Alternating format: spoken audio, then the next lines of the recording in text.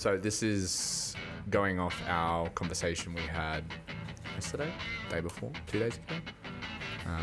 Recent conversation about the reliance that some people have on trackers, and especially fitness trackers, Garmin's, watches, chest straps, heart rate monitors, or whatever device that. Have we started it? Yeah, we've started. Ooh, we didn't even introduce it. The measurements, the tracking, and what this podcast is essentially called, episode 33, trackers subtract. And our belief is that a lot of people live their life through their fitness trackers. Like, I've got a Garmin watch, for example, and it tracks my sleep, my steps, my heart rate, and a bunch of other things. And it's pretty cool, neat thing. Like, oh, wow, like my heart rate sits at 54 beats a minute at rest. I was like, oh, that's pretty low. Like, I can brag about that. And then I'll have a look the next day and it's like 60. I'm like, you're stressed. You need to go to sleep. And I'm like, oh my God. Like, I've got COVID. Yeah. Fuck. Am I stressed? Yeah. And it makes you start to question yourself. Like you could have, this is the thing I always had with Whoop. You can obviously tell I'm not sponsored in any way by Whoop, and we're about to slander them, but I used to have a Whoop band for about a year, and I would wake up from a good night's sleep, in my opinion. I got at least 8 hours of sleep time, and I felt good. I woke up and looked at my Whoop, and it was like 1% recovery. You need to take a rest day. Do not move at all. And I was like, oh my God, okay, I'll listen to you. And then you'd wake up the next day, 33%. You still need rest. And I'm like, I feel amazing though. I feel like I can punch through a wall. And that's what I mean. These fitness trackers, they're good. And what I always say, my pushback to people who are like, oh, like the data can control you. I'm like, but it's data, and you can use it to measure, yourself.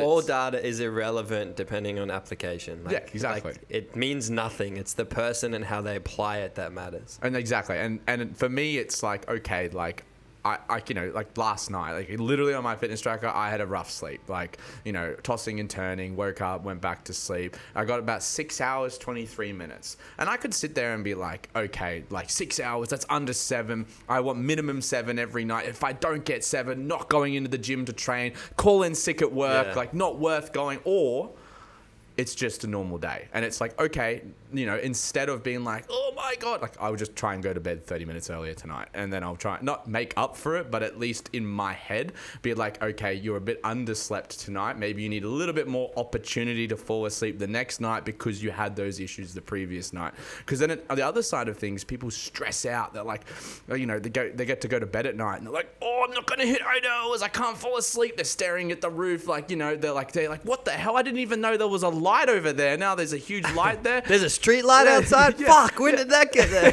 Yeah. Did they just put it up? I got to check the cancel plans now. And then you're just sitting there freaking panicking the whole night. You check your watch, check your phone, you're exposing yourself to light. Now you can't sleep even more. Then it's like, well, screw it. And it's your partner's fault because she's on Instagram. Yeah, or they're snoring and they're like, oh, I fucking hate them snoring. You wouldn't know they're snoring if you were asleep, you know what I mean? And it's like, you probably snore too. So at the end of the day, a lot of the trackers, they're good. They have their benefits, but at the same time, they can also control people's habits and mindset, and they can dictate how they live the rest of their day. And essentially, you shouldn't let it dictate anything. It's just a tool for measuring it. It's like the scale. People stand on the scale after a big weekend. They're like, I'm so fat. You're pathetic. It's like... And I'm done. I give up on training. Yeah, I give up on eating well. 9 times out of 10, it's just water weight. Maybe you've just haven't moved as much and drunk a bit too much liquid or whatever the circumstance may be. Now,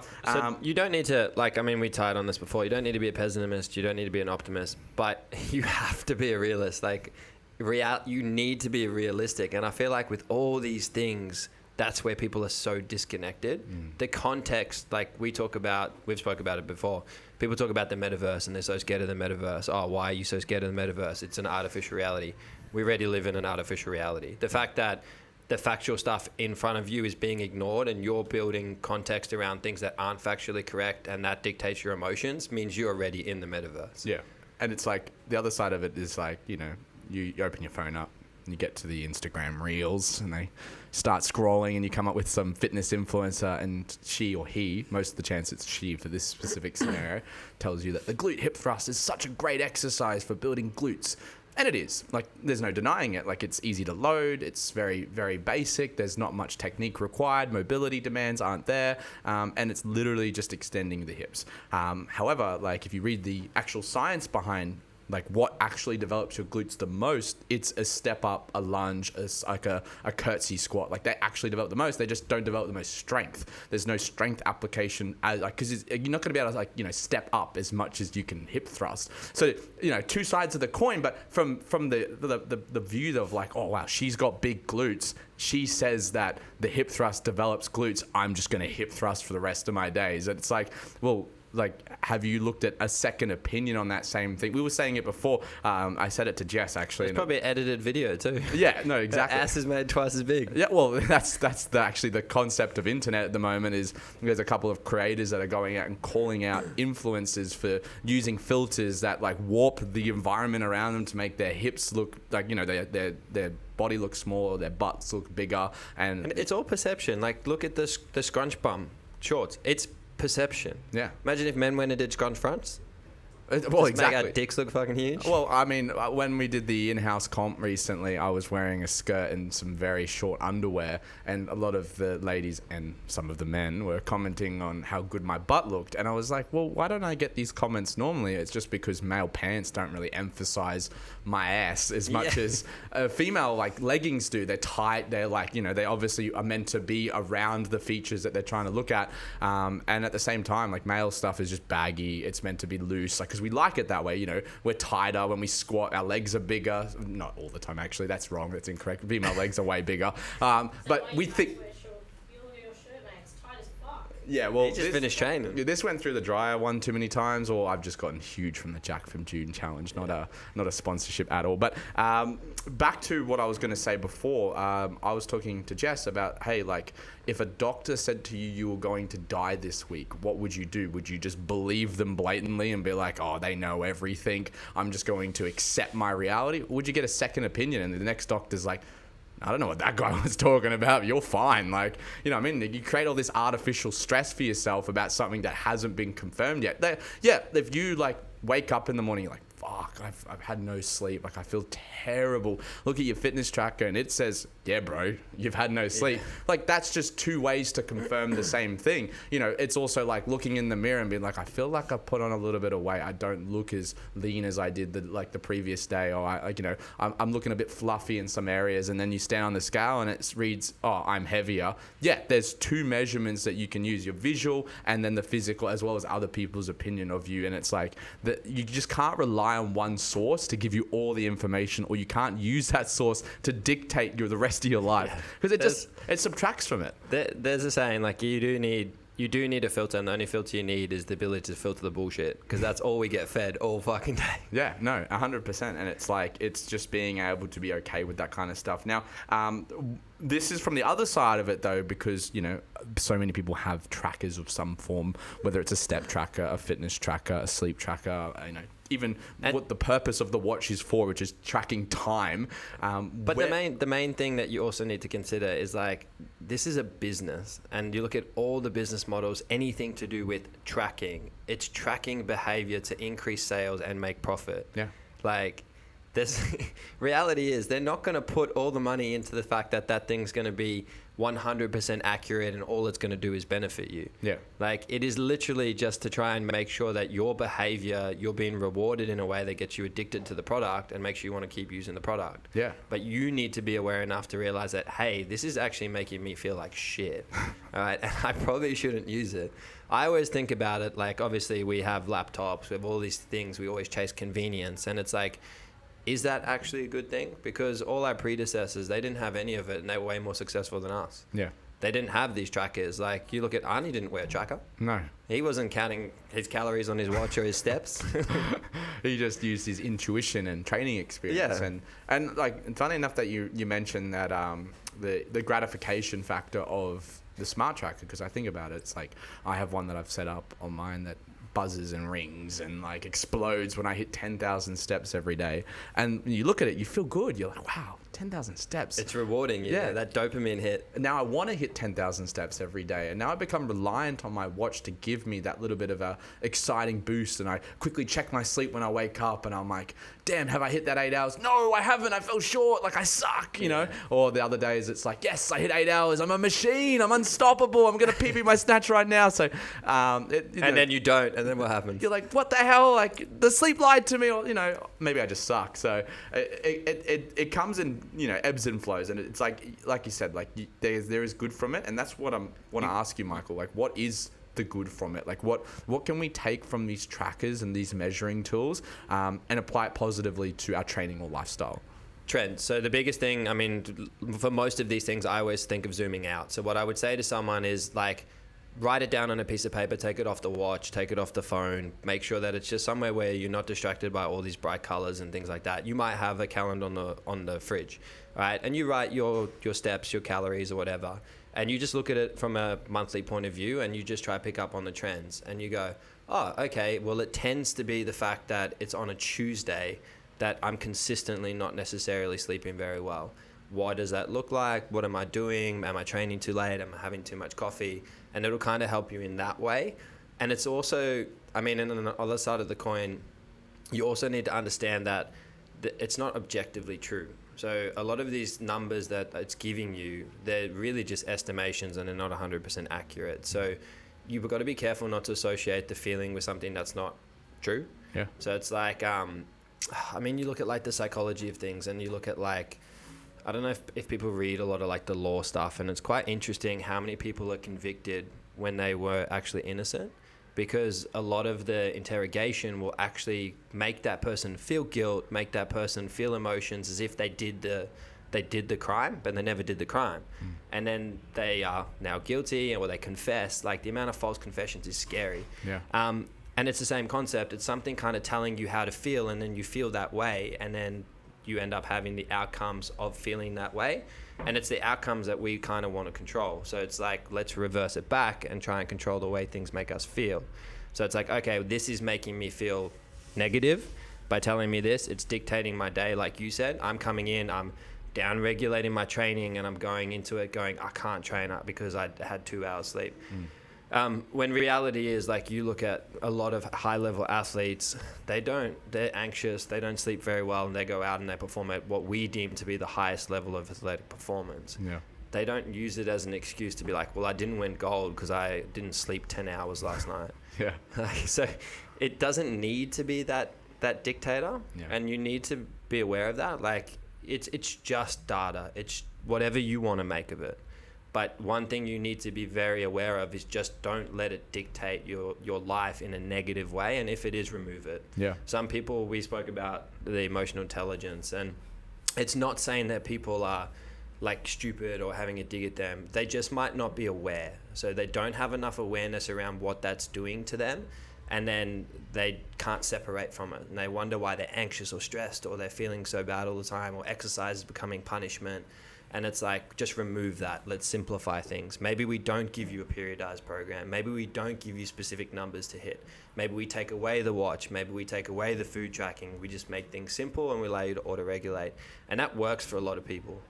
And to backtrack a little bit on some of the things you said, like to relate it to myself, where you're like, if you put everything down on a piece of paper, looked at it from like a weekly, monthly view, 3 things about that. Firstly, Nicole, your sister, my roommate, she actually has a calendar where she tracks her training and her day-to-day tasks and things like that. So she has a calendar where she'll like write down, okay, I went to the gym on this day, like, and then she looked at it from a monthly point of view to see what the trends were. When she wasn't going to the gym, when was that? Well, it was when I was in the office working. It wasn't actually when I was, at home working from home. I was able to get to the gym and be more consistent and things like that. And then secondly, my partner Tamara, she has her own version of it, but it's a diary that dictates her mood for the day, like what she believed, how she felt for the day. And then she'll write out of 10. So maybe today I felt 3 out of 10. Next day, 5 out of 10. This day, 10 out of 10. It was the greatest day ever. And then she can look back and reflect, like, why is it that every Tuesday I feel like crap? Why is it that every,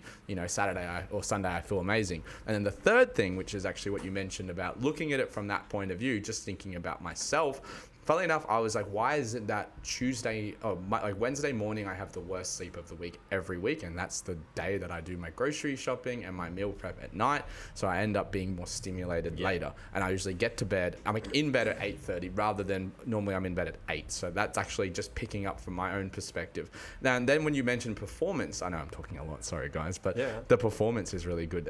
One of the studies are behind performing when like weightlifters, they had a group of weightlifters where they hit percentages the day before, fully slept, fully rested, 100%. And they were hitting like 90% of their 1RM for 7 reps or something like that. And then the next day, they had them sleep deprived. So they actually kept them up all night, 24 hours, no sleep. And then they were still able to perform at the same level and hit the same percentages. And what it shows is that one night of bad sleep won't affect training when it comes to strength. It does affect cardiovascular training, but it doesn't affect strength training. So that's when we see a lot of those athletes, even my personal experiences with competition, like you always struggle to sleep the night before if it means something to you. Like if you're just going in for the local throwdown or the in-house comp, like you're not going to be stressed. But if it's like the Torian Pro or like the fittest in the yard or a big competition that you've got a lot of pressure on yourself for, you've been training for a very long time, you're inherently going to be more stressed, especially if it's a morning comp and you know you got to start early. And then it's like, you know, you just can't sleep at night. You're like, oh, you're thinking about all the things that could go wrong. I'm not going to hit that lift. I won't be able to keep up with Michael in this workout, like bunch of things. But then you get to the day and you perform 10% better than you ever would because the environment dictates your performance, not that one night of poor sleep. Yeah, and we're not saying that you don't need to sleep. That's not what we're saying at all. No. We're just saying that these things are actually constant. So you having a poor night's sleep or you having things come up, like life is just one of those things that's always going to throw you challenges. So you're never going to have it's never going to be perfect weather. It's never going to be the perfect environment for everything, but it doesn't have to be. And that's the point. The point is you can still be a high performer without all of that going on. You just need to separate yourself from all these external noises and everything else that's going on and make sure that you're just here and you're just present and you do you. Yeah. We spoke about it with training. So for myself, I've gone away from periodized programming. I don't do periodized programming. I don't track my food. It is all just habit development for me. So for me personally, I just stripped all of those stresses away so that I could just focus on consistency. We had a conversation, we spoke about it. One of my biggest limiters was squatting. I hated squatting. I never came in and was like, yeah, hell yeah, I get to back squat, blah, blah, blah. But I never did it as a kid. I never got to do the back squatting. It was always running, it was always throwing, it was always upper body, pushing, pulling, that kind of stuff. So I never built the habits of doing it. And we were talking about it with kids. You look at a lot of guys that come in, we get the privilege of working with hundreds of people a day. So we interact with 150 plus people a day. That's a lot of information that we're getting fed. And we noticed that these kids that were squatting from a young age, playing footy and things like that, by the time they get to 20, 21, 22, 23, right, they have those habits. But if you look back at what they were doing and you really simplify things, they weren't doing a hatch cycle every fucking 6 weeks. They weren't going and maxing out every 6 weeks. But the one thing that they were doing is they were squatting twice a week, every week for a long period of time. Yeah. And I just took that principle and I was like, okay, well, I'm going to squat twice a week, every week. And my goal is to do it for a year. I do not care what that looks like. Yeah. All right. Like I can come in on a day and I can feel like I've had 1 hour sleep. I've been working all night, whatever. If it is just the empty bar, it's just the empty bar, but I am squatting and that is a non-negotiable. Yeah. And I started that in February. All right. And where I am now, I love squatting. Like every time I come into squatting, I'm like, yes, I get to back squat. Yes, it's leg day. And it's amazing how quickly that shifted. And I haven't even gone through the 5-6 years of that. Yeah. So and it's just like the process is what you've latched onto. You're not tracking, oh, okay, this week I did 75% for 4 sets of 6. This week I'm going to go, 4 sets of 7, same weight, like awesome. Like you might do that naturally, but you just like, okay, how do I feel today? But I'm not disappointed. Like if I come in and I go and I just squat the empty bar, I don't walk away going, that was a shit session. Yeah. Like I've ticked my goal. My goal was to squat. I'm like, yes, okay, sweet. I still squatted. There's a guy on YouTube and he has a channel called Squat Every Day. Literally is what he does, is squats every day. I think he's up to like day 1,000 and something. His goal is to do a 300 kilo squat. And like if you watch video episode 1 and watched his current video, like he generally squats every day, but he doesn't squat, 250 kilos every day. It's like, some days he's doing sets at 200, other days he's like with a empty bar in a deep squat, like just always in that position, always working that pattern so that he can develop and achieve the goal he wants through consistency. That's what they looked at a bunch of high performers, and the one thing that they all had in common, no matter what the field, sports, business, philanthropy, life, like they all were just consistent at some point, and they all started from somewhere. So everyone was a beginner at one point, and they got to the point they were at through consistency, not through luck, genetics, like talent. It was all consistency. And that's one of the coolest things. Like for anyone listening to this, like that should make you excited. That should make you driven. That should make you want to do something. All these big words that everyone throws out there, like you need this perfect environment, you need all these things going in your favor. It's like, no, that's not true. Like no one's born confident. Like we're born, we can't walk, all right? We can't talk. What happens? We learn these things by exposing ourselves to getting up, falling over, trying to say words that we can't even get out of our mouth, all right? That's how it works. That's the process. So making sure that you're exposing yourself to those things is inherently how you're going to get towards these things you think you want. Yeah. And it's just about trying to find a way to be consistent. Yeah, exactly. And it's the trackers, like you said, to kind of summarize the podcast, they're there to give you some data and to use that data over a long period of time to see whether there are trends that you can use to your advantage, not your disadvantage. The short-term feeling of like, oh, my heart rate's sitting higher today, or didn't hit as many steps, as I did yesterday. It's going to do nothing for you long term unless you're tracking it over a long period of time. And like you said, you're like, okay, every Tuesday I'm not walking very much, obviously, because my steps are way lower. Or maybe every Tuesday I take my watch off because I do X, Y, and Z. No wonder why I don't get as many steps as the other day. So like you can kind of work that out by narrowing it down to exactly what the problem or the root cause is of why or why not you're consistent or inconsistent at something. But yeah, like you said, using that mindset through other modalities, not just the fitness trackers, but training programs, eating habits, sleep routines, like using all of it, like just going to bed earlier more often is going to be better than, sleeping with the fancy particular, technique on the bed where the legs up, the pillows on, or having the room at a specific temperature. Like all these things help, but nothing's more helpful than just being consistent at going to bed the same time and waking up every day. So it's the same thing with the recovery stuff. Does everyone need the saunas? Does everyone need all these magnesium things? No. They probably just need to cool down and stretch and do some of the basic habits and behaviors and disciplines better. And then, if they've got that and they've got the spare time, then sprinkle in some of the other nice to haves. And that's, I think one of the topics we covered on dodging your deficiencies, quite an early podcast, was nailing that, like maximize the 99%ers sleep, nutrition, recovery mindset before worrying about the nice things, the saunas, the shiny stuff. Do these first and focus on these and make sure that these are the most important things in your life. You might not even make it to these other things because you're putting so much effort and focus onto those 99% big ticket items. You're not worried about heart rate variability. You're not worried about oh shit, I didn't get enough REM sleep last night. Did you sleep well? Yes or no? That should be the question. And if you're listening to this podcast and you are someone who has those fitness trackers, you're on the right track. You're thinking along the right lines. You're starting to self-invest in your health and your mental side of things. But there's just better ways to do it. Yeah. You want to make sure that you do those things. We spoke about it the other day. A lot of the CEOs will always say to you when someone walks into the room, if they're an investor or there's someone they want to do business with, if they're fit and healthy, straight away they're more inclined to want to do business with them. Yeah. All right. And it's why. Ask the question why. Well, if someone who is fit and healthy has to go through the consistent exposure of stress, so they have to expose themselves and express discipline. They have to make sure that they have to get up early, go to the gym all the time, go to bed, make sure that they look after their food. The habits and behaviors that they have to do to be like that and look like that, it's going to help them in business. It's going to help them in other elements of their life.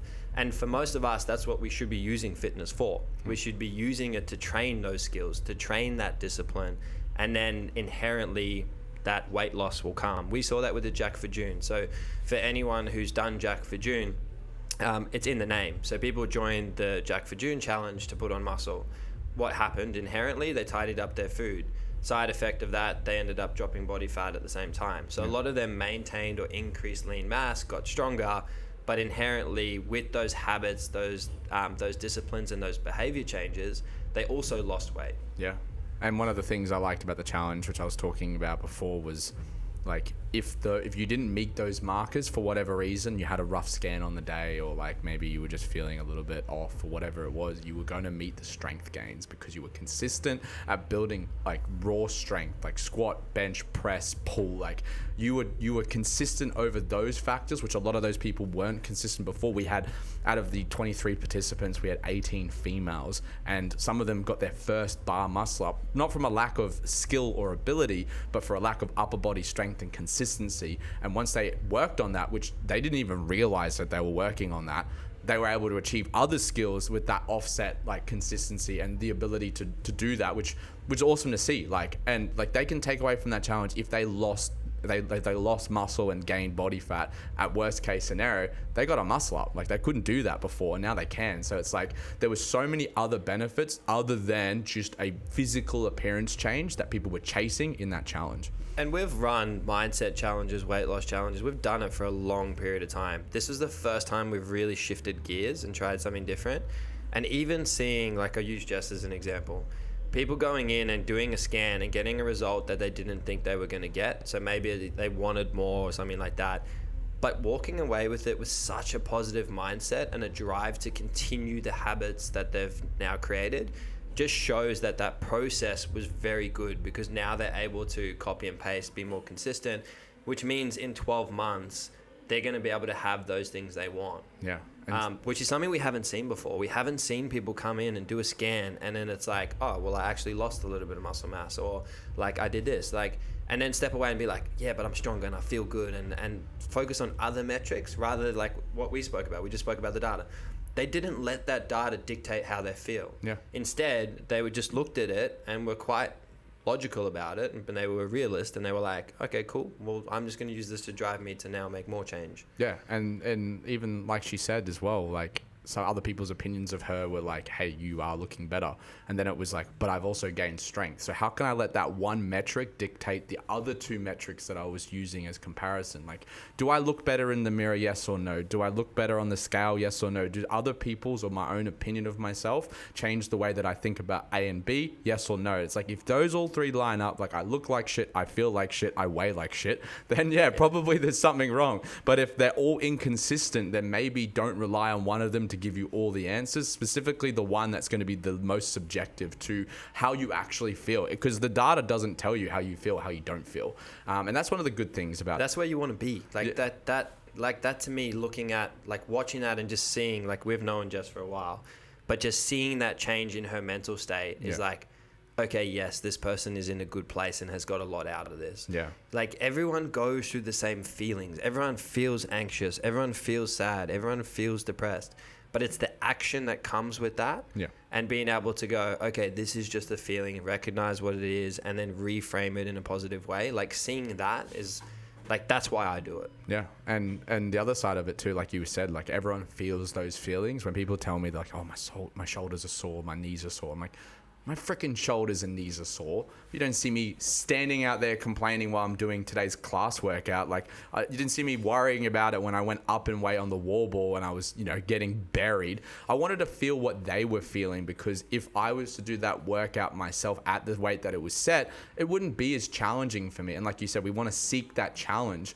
And that challenge isn't going to be found by blasting through today's class workout in 12 minutes. No. It's going to be felt by getting the same score as everyone else and being like, oh shit, that's what they felt like after that. Not like, oh, I came in at 12 minutes and my heart rate was at 120. I was like, cool, that was easy. What else can I do today? No, it was like, I was done. I went home and slept. I was like, that workout buried me. And that's the same feeling that a lot of other members had. They told me today, trying to do the overhead lunges, they were so hard because their legs were so heavy, because they challenged themselves to try and go unbroken, those 50 reps on those wobbles, like we had in that workout. We enticed them to go unbroken. They didn't want to, but they also didn't want to do 4 extra burpees. But they every still round. turn up the next day. Yeah, and that's Like, the good thing. That to us is such a positive behavior. Like, yeah, they were a little bit sore. Like going and doing some single limb movements like a lunge, which is technically a reduced range compared to a squat. They're going to feel so much better tomorrow. Yeah. Like, yeah, they were a bit stiff today and they probably didn't get 4 rounds. They did 2 rounds. All right. But they auto-regulated. They still trained. They still kept the behavior and the habit. And that was the consistency that we were looking for. And that's what we're talking about with, don't let, your sleep track or your Whoop track or whatever tell you how you should feel at the gym the next day. Like, and even if you are feeling like absolute ass and garbage, like, don't just take a day off, because a rest day inherently is the same thing as what we were talking about in the previous podcast, the fulfillment. You train, 5-6 days a week, super consistent, you're doing well, you're killing everything. You have that one day where you're lying on the couch, eating chips, doing absolutely fuck all. Like, why not just actively move, go for a hike, hit the beach, or get some sun. Yeah. And there's a drill you can do. Like, you feel sad, you go stand in the mirror and you laugh. What happens? You're happy. You're like, that's what I mean. Like, you are in control. Yeah. Like, I think we need to get away from the fact that we think we're not. Like, I've been thinking about a lot with a lot of the personal development stuff that I do. And it's like, it's actually very simple. Like, the way everyone is doing everything, just do it differently and you'll get different results. Yeah. It's not rocket science. We don't need all these gadgets. We don't need to try and find these quick fixes, because they're just not there. Reality is they don't exist. No, exactly. But I think that's a good place to end today's podcast. This is episode 23. I said it again. 33 episode. I'm going back. We've done too many bloody episodes. Episode 33. This talks about trackers and how they subtract from your life if you allow them to, if you have the wrong mindset. If you have any questions about this, any specific queries or qualms about, trackers themselves and what you should be looking for, how you should take the data, don't hesitate to leave it at either at Unbound Athletic or on this podcast on Spotify. And we'll see you guys on episode 34.